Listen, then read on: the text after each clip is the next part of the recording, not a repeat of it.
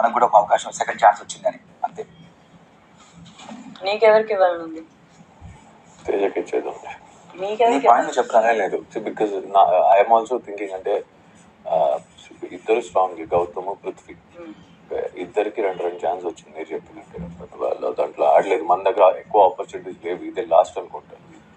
తేజ కూడా బాధపడుతున్నాడు. అండ్ వచ్చే దగ్గర నుంచి వాడు కూడా సరిగా అన్ని చోట ఆడడానికి స్పేస్ ఉన్నా మనోడు ఆడలేకపోయాడని నేను కూడా చూసాను, లేదనట్లేదు. Let him play. ఇప్పుడు ఇంతకుముందు ఎవరు గెలుస్తారు, ఎలాంటి గేమ్ వస్తుందో మాకు తెలియదు. ఇంతకుముందు ఆడిన వాళ్ళు కూడా పాపం వాళ్ళు ట్రై చేశారు. మేబీ వాళ్ళు ఆడే గేమ్ వస్తే 100% వాళ్ళు గెలిచేవాళ్ళు. లైక్ గౌతమ్ కానీ ఎవరైనా గెలవచ్చు, ఎవరైనా కాదు.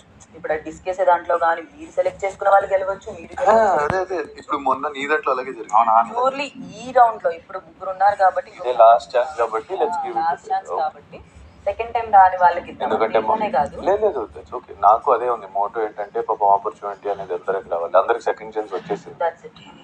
తేజకు ఒకటి ఫస్ట్ ఆడేటప్పుడు వీక్ స్ట్రాంగ్ గా నా స్వార్థం కోసం ఆలోచించుకొని సెలెక్ట్ చేశాం. బట్ ఇప్పుడు సెకండ్ ఛాన్స్ రాని వాళ్ళకి నాకు ఫస్ట్ నుంచి అంటే ఆపర్చునిటీ ఇవ్వాల్సి